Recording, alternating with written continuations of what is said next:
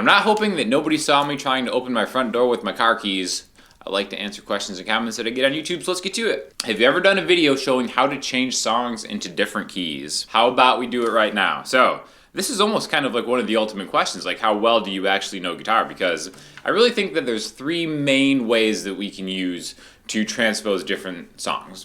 So we're going to use chords. We'll start out with simple stuff, then we'll maybe do something a little more complicated. Let's just do a regular C major to G, A minor, F. Right? Probably one of the most iconic chord progressions in history.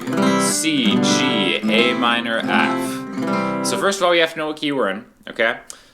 If you don't know how that works, a rule of thumb that's not really rules, like, well, what's the first chord that you played? That can get you into some trouble, but it usually is a good indicator of what you're doing, right? So this actually is in the key of C. But that's why you need to know just what chords go into a key, because then once you can start numbering them, it's so much easier to transpose them. So while, you know, it's not 100% solid that you need to know scale degrees and stuff, because we're going to talk about other ways that we can move this, it's definitely the most helpful way to do it, all right?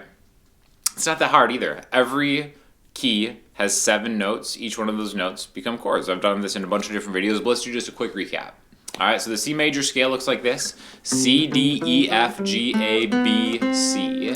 C, D, E, F, G, A, B, C. Again, every major key has 7 notes, and they all line up the same way number-wise. So a C, G, A minor, F would be C, a 1, G, 1, 2, 3, 4, 5, A minor, C, D, E, F, G, A, 6, F, C, D, E, F. So C, G, A minor, F, in the key of C is a 1, 5, 6, 4.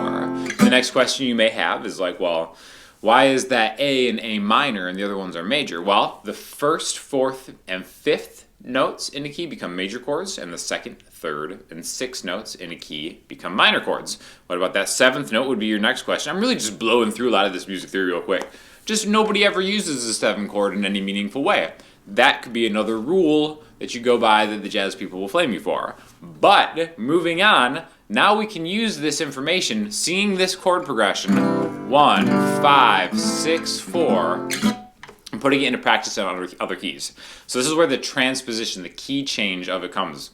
Why you might want to transpose something is because your singer is having a hard time singing in that area, or maybe you're having a hard time singing in that area. You want to find a place that it fits, all right?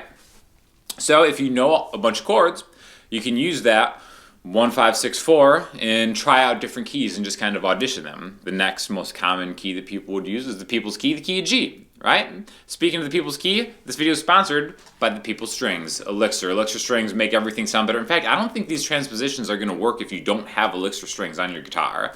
Absolutely the best strings in the world. You got to try them at least once. If you've never tried them, try them once.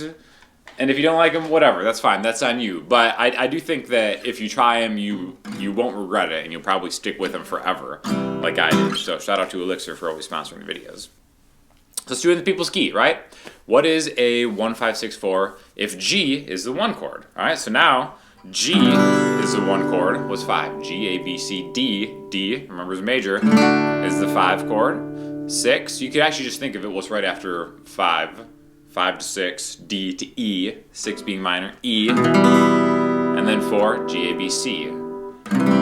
So 1, 5, 6, 4 in G would be 1, 5, 6, 4.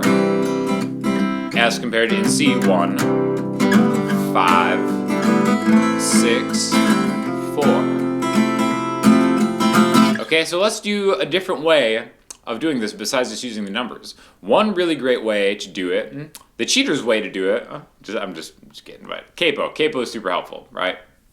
A lot of times it can be much easier. Because let's say we want to just move this one semitone, well, 1 fret higher, essentially. That's key of C1. Well, we could do the whole thing in the key of C sharp, but then it's like, okay, well, now I've got a C sharp and a G sharp and a A sharp minor. But it could be easier just to use those same chords, put a capo on the 1st fret. Okay, so now we can use that same shape, C, G, A minor, F. And really we're still playing a 1, 5, 6, 4, but now we're playing the root note. Again, now I'm on the 4th fret of the A string instead of the 3rd fret of the A string, C sharp. Now we're playing in the key of C sharp. We could do the same thing, capo on 2. Play these chords, the C-shaped chords, in the key of D. 1, 5, 6, 4. And this is where it's a really good example of knowing your stuff versus using a capo, and why there could be advantages, and why you want to make it a conscious decision of how you transpose these keys instead of relying on just music theory or a capo or the next version that we're going to do. So a 1, 5, 6, 4 in the key of D you can use with these shapes, and it's going to sound great. Or we can use our music theory and know that a 1 in the key of D is D major, and then a 5, D, E, after G, A is the 5. What's the 6? B minor. And then the 4 is G. So that does sound different, right? Here's the same progression. D, A, B minor, G. Or capo on 2 using the key of C shapes.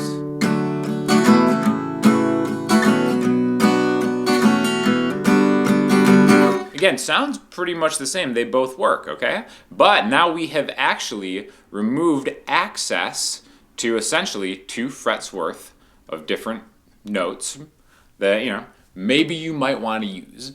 Now, the next way to do this is also something that I think is something anybody should do, and this is just using bar chords and just being able to use bar chords and just move essentially every chord around as your own shape. So if we do that, C, G, A minor, F, but with bar chords, we could do C, G, A minor, F. And again, that becomes a pattern that is very easy to move from an intervallic standpoint, okay? Now, I think this is actually the easiest way to just use all the advantages of a guitar and the shape-based systems that it really is good at, because it's like, all right, well, now you can do this using these closed voice bar chords. Again, closed just means I don't have any open strings helping me out, therefore my hand is responsible for going up and down to make things different. So let's say I want to do it, and then it's like, your string will be like, that's still a little too low, can you go higher? Then you're just, okay. Then you just move everything relative to where you started a fret higher. That's still too low, okay. Actually that's still too low, can you keep going? And you're like, oh my gosh, make up your mind, don't you even know your own range as a singer? Because none of them actually do. Sometimes you'll actually have to go down to go up, okay? So that's where it becomes really important to know your music theory, because it's like, all right, well, I can keep raising things higher and higher in my key of C chords, but eventually it's like, all right, well, maybe I'm going to be here at the 9th fret capoed,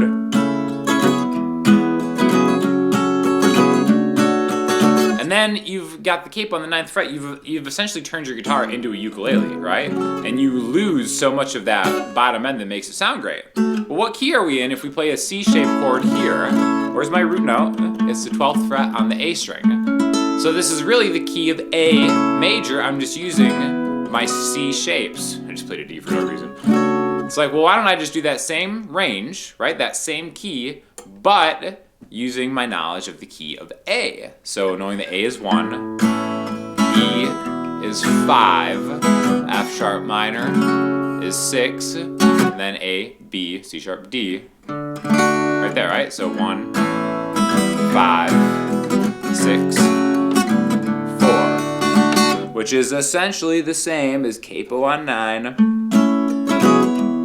A really cool trick recording-wise is double tracking your guitars. You could do one with the open lower A chords and then do the other one with the ukulele range higher A chords. So again, these are all just different things that you can do. Now, if this is where it comes in really handy, this is why you should join the Patreon, because I go over how you can just take the weird things that'll happen. Like say you have a B flat chord in the key of C, well, something like 1, 5,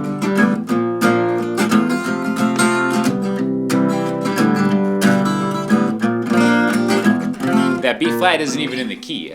that would be, a flat 7 major chord. So I don't want to get too far into it, but again, those are the 3 main things that I think of transposing any song in any key, is finding out the chord progression, finding out the key you're in, assigning all those chords numbers, and then being able to move around those numbers either by using your music theory to know all the different chord voicings in whatever key, using a closed voice shape that you can go a half step at a time, or, like I said, just using a capo, thinking of where your root note is, and using a collection of chords as a key, even if you're thinking the C major shape in a different key. And then you're good to go. That's all you need to know. Earth-shatteringly important question, why would you choose a 1-5-7 over a 1-5? Looking up information on how to play jambalaya, and most of the guitar chord sites show it with the 1-5-7 interval, but all the tutorials do it 1-5. This is a great question that kind of piggybacks off the last one, so let's talk about a 1-5, right? We already just did the stuff in the key of C. C, if we're doing the key of C, C, D, E, F, G. So 1-5 in C is just a C chord to a G to a C. Now, really the role of the 5 chord in any key is to point you back home to 1, okay? It's not gonna sound right. It's not gonna sound right. We're just hanging out there. Somebody do it, somebody finish it. Oh, thank God, and we've relieved the tension that 5 chord created. Now, when you wanna go that extra step further, turn that into a 5-7. That means the 5 chord as a dominant 7 chord. So that means instead of C to G to C, we go C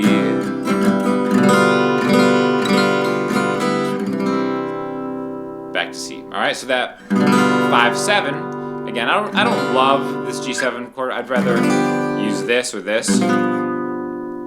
And again, pro tip. So G7 is really just 3-2, open, open, open, 1. The cowboy chord way, or the classy way, 3-2-3-4, and then you can get that B string in if you want. I just like that closed voice there. But see how that's different? G7 to 1 as compared to G major. That G7 is just a little spicier, just has a little more information, a little more dirt on it that is kind of forcing your resolution. So at the end of the day, there's not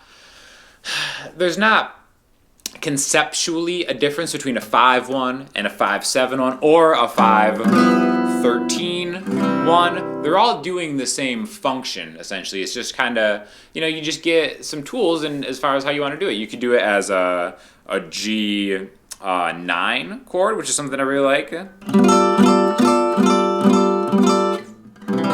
But again, just more reasons to join my Patreon and learn all these chord voicings. In fact, just last week I posted a video just about different dominant 7 or different dominant chord resolutions to go back to 1, so check it out. But yeah, essentially a 5-1, a 5-7-1, 5-9-1, 5-11-1, 5-13-1. It's all just a 5-1 anyway.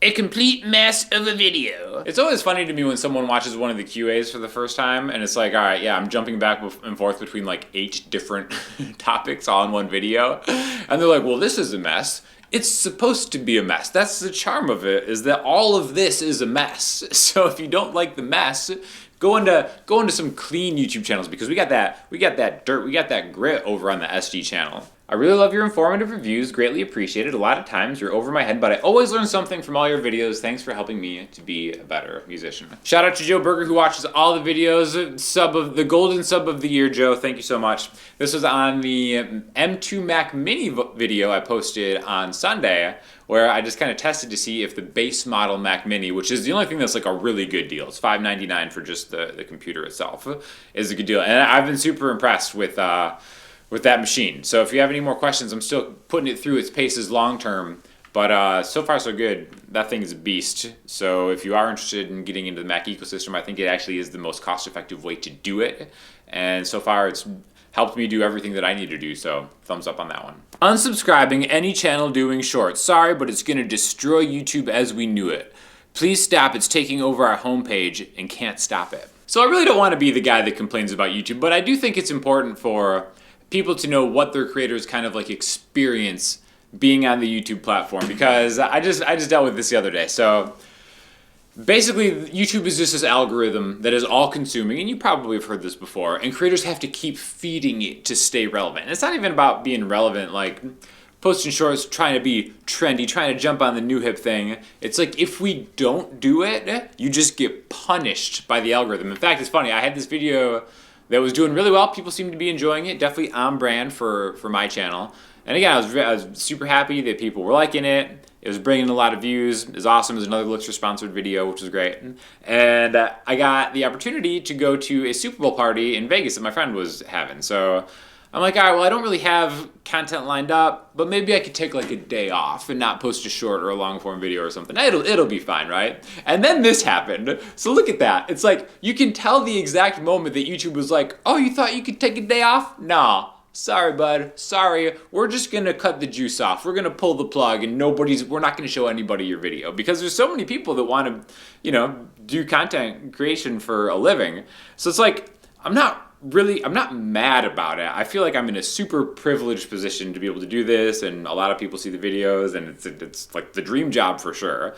But when it's like, why are these people posting shorts? It's because like we don't have a choice. If we want to still be YouTubers, like you have to post shorts. So again, you lean into it. I prefer the long form content. I feel like that's the best way to like get ideas across, but the short stuff is cool too.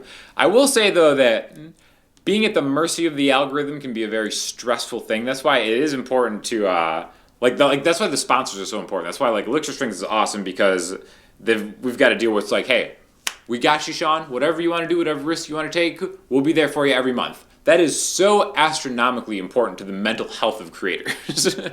So when you do have like an organic sponsor like that, or like a Patreon, like all that stuff just like really helps. So like Sweetwater is like another huge one. So again, because of those companies is why I get to keep doing what I'm doing and keep my sanity and mental health for the same time. So again, not complaining, super privileged position, happy to be doing what I'm doing. But it also is funny that it's like, oh, there's no such thing as like a day off, which again is also on me. I should probably be a little better about, pre-shooting content to have stuff ready. But listen, we're all just trying our best out there. Listening Homework is a band that I just got into. They came up on my playlist as I was making that drive back from Vegas to LA. Frankie Cosmos, awesome indie rock energy. So check that band out. I was bumping that the whole time. Really, really cool songwriting, really great energy. Loving it. Get yourself some Elixir Strings. Like I said, if you want to help support the channel, join the Patreon, do all that cool stuff. If you have any questions or comments, hit me up on Instagram, comment section, website, or anything, and I'll talk to you all soon. Thanks a lot.